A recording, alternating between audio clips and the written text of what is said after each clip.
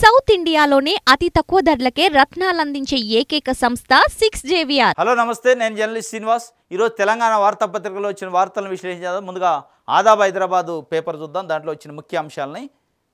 కవితకో న్యాయం మందికో న్యాయమా? ఢిల్లీ లిక్కర్ కేసులో ఇరుక్కున్న బిడ్డ కవితను పార్టీ నుంచి సస్పెండ్ ఎందుకు చేయలే? ఈ తెలంగాణ సమాజం కేసీఆర్ని అడుగుతుంది. కవితకో న్యాయం మందికో న్యాయమా? ఇదే బీఆర్ఎస్ పార్టీలో టీఆర్ఎస్ పార్టీలో చిన్న తప్పు చేసిన దానికి డిప్యూటీ సీఎంగా అప్పుడు తాటికొండ రాజయ్యనుడు ఆయన్ని బర్తరఫ్ చేశారు, అవమానించి. అది అసలు తప్పు ఏందో కూడా బయటికి చెప్పలే.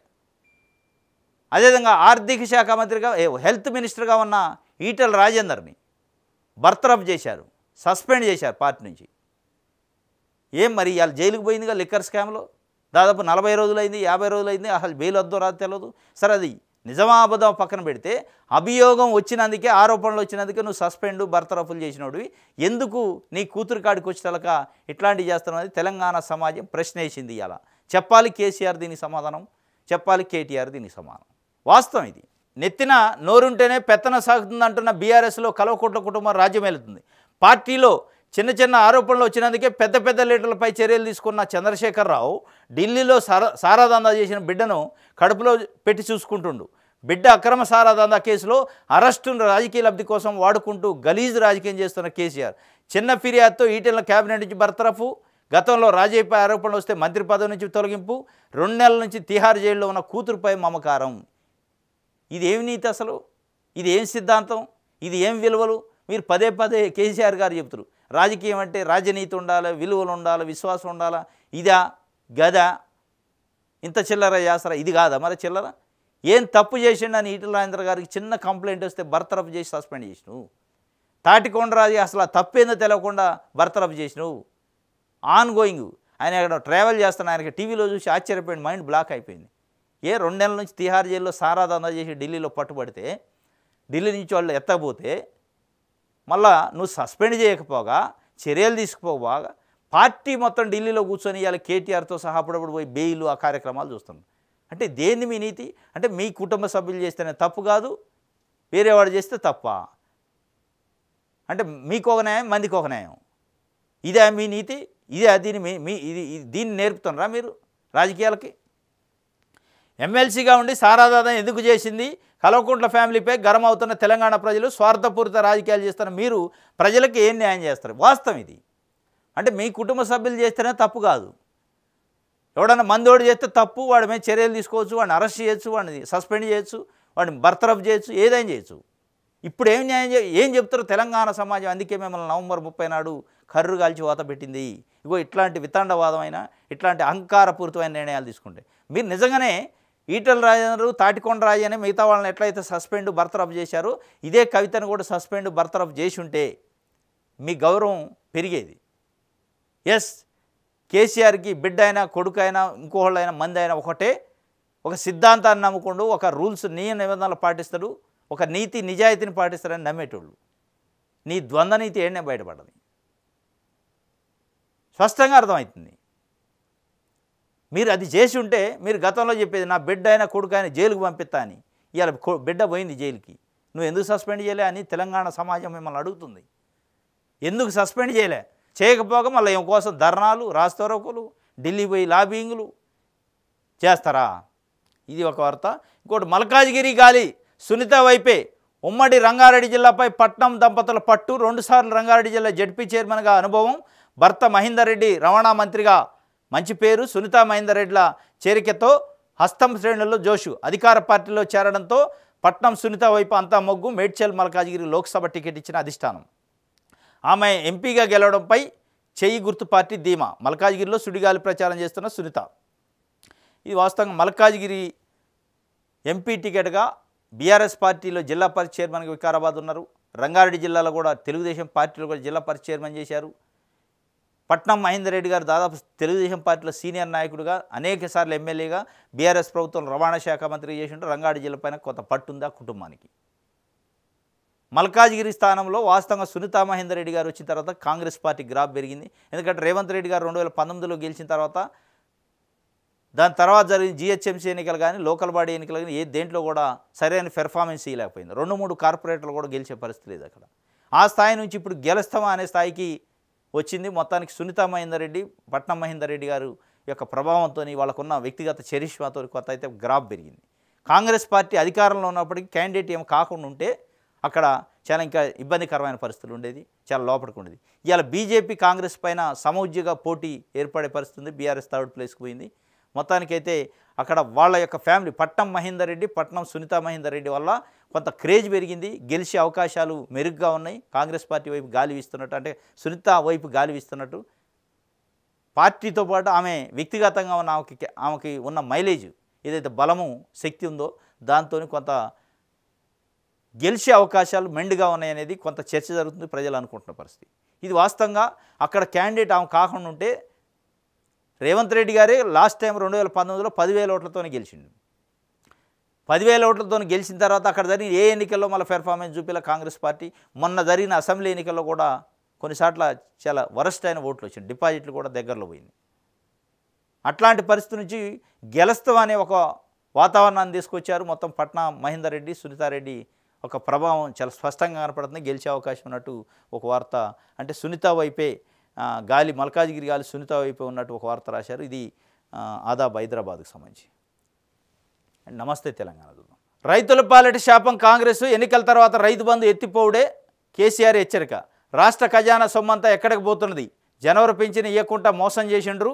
కరెంటు కోతలతో ఉన్న పరిశ్రమలు పోతున్నాయి, ఉన్న పరిశ్రమలు పోతున్నాడు. జిల్లాలు ఉండాలంటే బీఆర్ఎస్కి ఓటేయండి. తెలంగాణ అస్తిత్వానికి బీఆర్ఎస్ఏ శ్రీరామ రక్ష. దోపిడీదారులు, పెట్టుబడిదారుల పార్టీ బీజేపీకి ఓటేస్తే పెట్రోల్ ధరలు 400 పార్. రఘునందన్ అబద్ధాల పుట్ట, మోసపోవద్దు. ప్రజాసేవ కోసమే ఎన్నికల్లోకి వెంకటరామరెడ్డి, కామారెడ్డి మెదక్ బస్సు యాత్రలో కేసీఆర్ చెప్పిండు. కాంగ్రెస్ ప్రజల పాలిట, పేదల పాలిట, రైతుల పాలిట, ప్రజల పాలిట కాంగ్రెస్ పార్టీ శాపం అంటాడు. అదేవిధంగా రాష్ట్ర ఖజానా సొమ్ము అంతా ఎటబోతుంది, ఎన్నికల తర్వాత రైతు బంధు ఎత్తిపోవుడే అంటాడు. వాస్తవంగా అది ఒక రైతుల్లో ఒక రకమైన నిరసన వచ్చింది. కేసీఆర్ ఉంటే రైతు బంధు ఇంత ఆలస్యం కాకపోవు, కేసీఆర్ ఉంటే టంచనగా అకౌంట్లో పడేయి, కాంగ్రెస్ పార్టీ దాన్ని సమన్వయం చేయలేకపోతుంది, అసలు ఈ ఖజానా ఎటుపోతుంది అనేది ఒక పెద్ద చర్చ జరుగుతుంది రైతుల్లో. దాదాపు 5 నెలలుగా ప్రాసనం, ఎకరం ఉన్నోళ్ళకి, అర్ధ ఎకరం ఉన్నోళ్ళకి నెలల పాటు వేశారు. కేసీఆర్ ఉన్నప్పుడు మొత్తం ఓవరాల్గా చూసినా ఒక 10-15 రోజుల్లో మొత్తం క్లోజ్ అయ్యేది. ఎందుకు వేయలేకపోతుంది కాంగ్రెస్ పార్టీ అనేది పెద్ద ప్రశ్న. అసలు ఎటుపోతుంది ఈ ఖజానా అనేది. కాబట్టి దాన్ని ఆయన ప్రజల పాలిట, రైతుల పాలిట శాపం కాంగ్రెస్ పార్టీ, ఎన్నికల తర్వాత రైతు బంధుని ఎత్తివేసినా ఆశ్చర్యం లేదు అంటున్నాను. అంటే వాళ్ళు సీలింగ్ కూడా పెడతామంటున్నారు. మరి ఆ మేరకు చెప్తున్నా మొత్తానికి ఎత్తేస్తారా అనేది ఎత్తేసే అవకాశాలు కానీ ఎత్తేసే అవకాశం ఉంది అని చెప్తున్నా. ఇంకోటి బీజేపీకి ఓటేస్తే పెట్రోల్ ధరలు 400 అవుతాయి, 400 అయితే 400 సీట్లు కాదు వాళ్ళకి వచ్చేది. మీరు ఓటేస్తే 400 రూపాయలు పెట్రోల్ డీజిల్ ధరలు పెరుగుతాయి అని చెప్పి చెప్తున్నారు. మొత్తానికి అయితే ఇది మేము బూతులు మాట్లాడతాం, మీరే ప్రసారం చేయొద్దు, మీడియాకు సామాజిక బాధ్యత లేదా, మా మాటలు టీవీ ఛానళ్ళలో చూపించే వారిని జైల్లో పెట్టాలి, ఒకరిద్దరిని లోపలేస్తే దారికి వస్తారు, చంద్రబాబు నా గురువు అంటే బుడ్డి మీద తంత అని సీఎం రేవంత్ రెడ్డి చెప్తున్నాడు. మేము బూతులు తిడతాం కానీ మీరు ప్రసారం చేయొద్దు, మీకు మీడియాకు ఆ సామాజిక బాధ్యత లేదంటే మరి ఇంత పెద్ద నాయకుడి నీకు లేదా? ఒక ముఖ్యమంత్రిగా రాష్ట్రానికి ఉన్న వ్యక్తికి సామాజిక బాధ్యత లేదు కానీ మీడియాకు ఉండాలా? మీడియాకి ఎట్లాగా ఉంటుంది? ఉండబట్టే ప్రసారం చేయట్లా. మరి మాట్లాడే ముందు నాయకులు కూడా విజ్ఞతతో ప్రదర్శించాలి కదా. ఎట్లా పడితే అట్లా బూతులు మాట్లాడి మేము మాట్లాడతాం కానీ మీరు ప్రసారం చేయొద్దు, ప్రసారం చేసిన లోపటేయాలట, ఒకడిద్దరు లోపటైతే అందరికి బుద్ధి వద్దట. ఇవి లోపటేసే కార్యక్రమం కేసీఆర్ చేసే ఇంకా గీడికి వచ్చింది. ప్రజలు ఇచ్చిన అధికారం శాశ్వతం అని అనుకోవద్దు. అధికారం మదంతో మాట్లాడితే ఇక లోపలేస్తావు. లోపటేసే కార్యక్రమాలు చేసే కేసీఆర్ పతనమైండు. మీరు అసలు 5 నెలల్లోనే ఇప్పటికే వ్యతిరేకత వచ్చింది. మళ్ళీ ఈ లోపటేసే కార్యక్రమాలు మీరు పెట్టుకుంటే తొందరగా అవుతారు పతనం. ఇది మా మాటలను టీవీ ఛానల్లో చూపించేవారిని జైల్లో పెట్టాలి, మాట్లాడినోడిని పెట్టాలి, మాటలను చూపించేటోడు కాదు, మాట్లాడినోడిని పెట్టాలి. ఎందుకంటే మీ మాటలను చూపించేటోడిని జైల్లో పెడతా అంటే కొన్ని లక్షల మంది సోషల్ మీడియాలో సర్క్యులేట్ అవుతుంది. ఓన్లీ మెయిన్ స్ట్రీమ్ మీడియా లేదు, social media, digital media platforms ఎక్కువైనాయి, వాట్సాప్లు షేరింగ్లు ఎక్కువైనాయి, ఫేస్బుక్లు, ఇన్స్టాగ్రామ్లు, ట్విట్టర్లు. ఎవరిని పెడతావు జైల్లో? అది కాదు నువ్వు చేయాల్సింది. ఆ మాట్లాడే మాట ఎవరైతే రాజకీయ నాయకులు ఉన్నారో విజ్ఞతతోనే బూతులు, అన్పార్లమెంటరీ వర్డ్స్ మాట్లాడుకుంటే అక్కడనే పరిష్కారం అయింది. నువ్వు మాట్లాడటం ఏంది? మాట్లాడిన దాన్ని వేరే వాళ్ళు సర్క్యులేట్ చేయటం ఏంది? సర్క్యులేట్ చేసిన జైల్లో పెట్టడం ఏంది? ఏమైనా ఉందా? ఇది మనం కాడి పారేసినామా కాంగ్రెస్ అంతర్మదనం.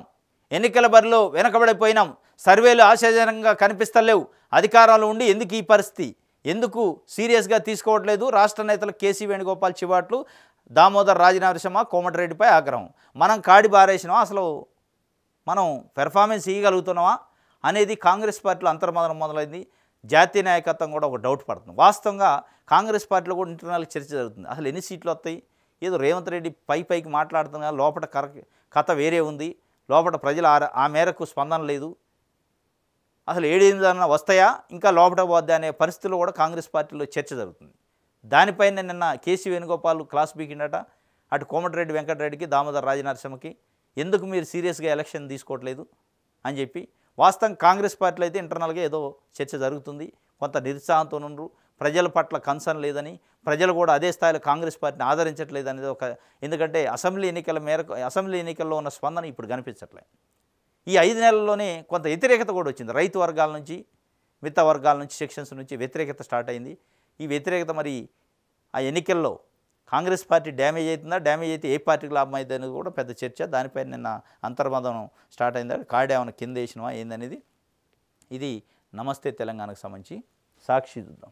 మండు టెండల్లోనూ నిండా ముంచే, అకాల వర్షాలతో రాష్ట్ర వ్యాప్తంగా తడిసిన ధాన్యం కల్లాల్లో కొనుగోలు కేంద్రాల్లో కొట్టుకుపోయిన తీరు, ఎదురుగాళ్లకు వందల ఎకరాల్లో రాలిపోయిన మామిడి, విరిగిపడిన చెట్లు కొమ్మలు, విద్యుత్ స్తంభాలు, ఎగిరిపోయిన ఇళ్ల పైకప్పులు, చాలా చోట్ల కరెంటు సరఫరాకు అంతరాయం, గాలివానకు హైదరాబాదు ఆగమాగం, స్తంభించిన ట్రాఫిక్తో ఇక్కట్లో చెట్లు విరిగి గోడలు కూలి పిడుగులతో 6 మృతట.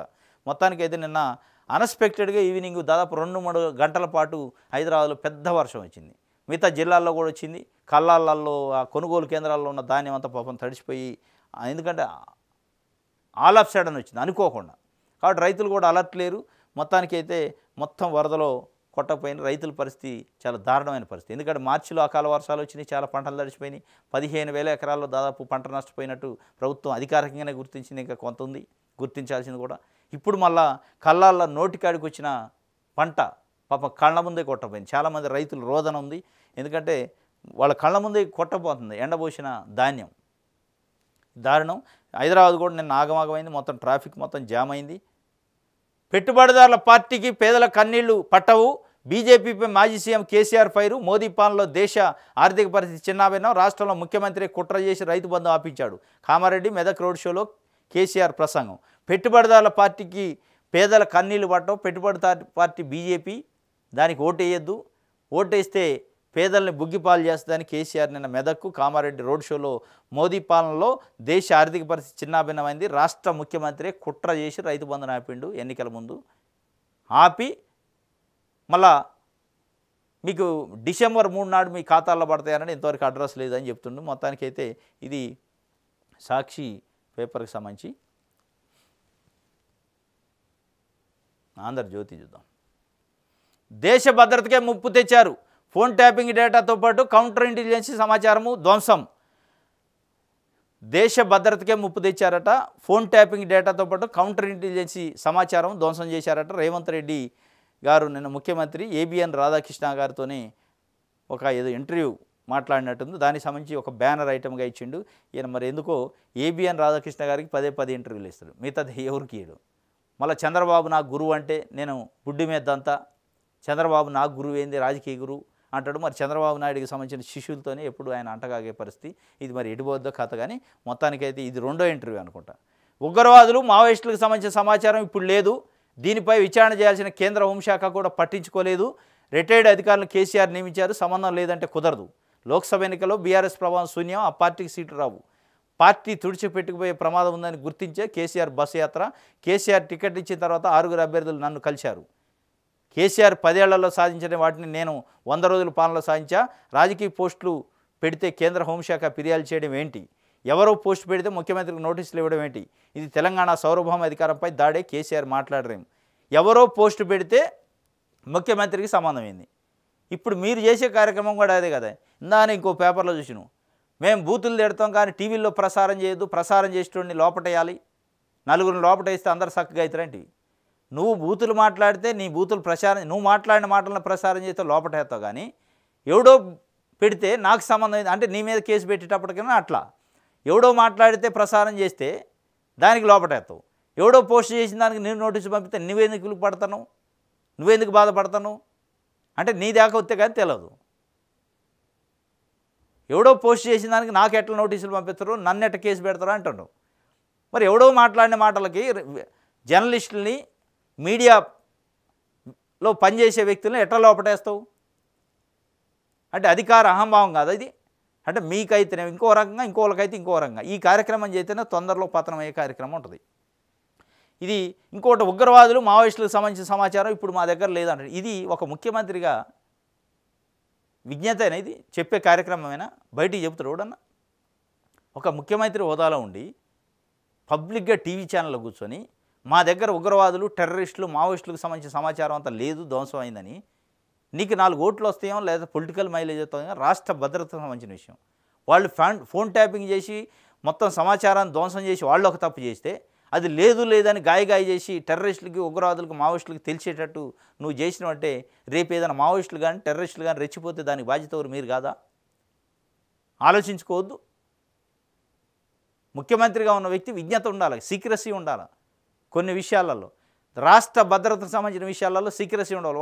నిజంగా లేకపోవచ్చు, ఒకళ్ళు ఉందా లేదా పక్కన పెడితే, ఒకళ్ళు లేకపోవచ్చు, ఆ చౌర్యం కావచ్చు, ఆ సమాచారం అంతా ధ్వంసమై ఉండొచ్చు, దాన్ని బయటికి చెప్తారా? దాన్ని మామూలుగా పోలీసు వాళ్ళు ఒక చిన్న క్రైమ్ జరిగితే దాన్ని ఇన్వెస్టిగేషన్ చేసేటప్పుడు ఆ జరుగుతున్న ఇన్వెస్టిగేషన్ లోపల చేస్తారు తప్ప బయటికి అస్సలు చెప్పరు. కానీ మీరేం చేస్తున్నారు? డైరెక్ట్గా బయటికి చెప్తారు. మరి ఈ సలహాదారులు ఎడిపోయారు, ఈ లా అండ్ ఆర్డర్ చూసే ఇంటెలిజెన్స్ వ్యవస్థ ఎడిపోయింది, ఎట్లా అట్లా చెప్తారు బయటికి? ఎంత డేంజర్ ఇది! మా దగ్గర మొత్తం ఉగ్రవాదులు, తీవ్రవాదులు, మావోయిస్టులకు సంబంధించిన సమాచారం లేదు, వాళ్ళు ఏం చేసుకున్నాయి, అసలు వాళ్ళు ఎక్కడ ఉన్నారో, వాళ్ళ కదలిక లేదో తెలుసుకునే అవకాశమే లేదన్నాక వాడు ఆగుతారా? రెచ్చిపోరా? పెట్టరేగిపోరా? దానికి బాధ్యత ఎవరు రేపు? ఏం టీవీ ఛానల్లో పెడితే ఏమన్నా మీకు ఒరిగిద్దా టీవీ ఛానల్లో చెప్పడం వల్ల? అది మీరు ఇంటర్నల్గా డిస్కస్ చేసుకోవాలి, టాప్ లెవెల్ ఆఫీసర్తో డిస్కస్ చేసుకోవాలి, దాన్ని ఎట్లా రీస్టోర్ చేయాలి, రికవర్ చేయాలని చూసుకోవాలి తప్ప టీవీ ఛానల్లో కూర్చొని టీవీ ఛానల్ ప్రతినిధి చెప్తే అది రాష్ట్రానికి గొడవలు పెట్టి కాదా, రాష్ట్ర భద్రతకి ప్రమాదం కాదా? ఇది ఆంధ్రజ్యోతికి సంబంధించి వెలుగు పేపర్ చూద్దాం. రైతు భరోసాకి ఈసీ బ్రేకు, రాష్ట్రంలో పోలింగ్ ముగిసిన తర్వాతే జమ చేయాలని ఆదేశం. ఇప్పటికే 97% మంది రైతులకు పంపిణీ, మిగిలిన రైతులకు ఈ నెల 13 తర్వాత జమ చేస్తాం. రైతు భరోసా ఇస్తారన్నారు, మళ్ళీ ఈసీ ఏదో బ్రేక్ వేసిందట, మే 13 తర్వాత పోలింగ్ అయిన తర్వాతనే ఇవ్వాలని చెప్పిందట. మొత్తానికైతే రైతు భరోసా విషయంలో రేవంత్ రెడ్డి గారు కొంత భయాందోళన చెందాడు. రైతు బంధు సకాలంలో వేయలేదనే రైతుల నిరసన ఉంది, దాన్ని పోగొట్టాలంటే మే 9కి వేయాలనుకుంటూ, కానీ ఈసీ బ్రేక్ చేసింది. ఈసీ బ్రేక్ చేసినందుకు ఇప్పుడు కొంత ఇది ఓట్ల మీద కూడా ప్రభావం పడే అవకాశం ఉంది. ఇది ఈరోజు తెలంగాణ వార్తాపత్రికలో వచ్చిన వార్తలకు సంబంధించిన విశ్లేషణ. రేపు తాజా వార్తలతోని మళ్ళీ కలుసుకుందాం. Thank you.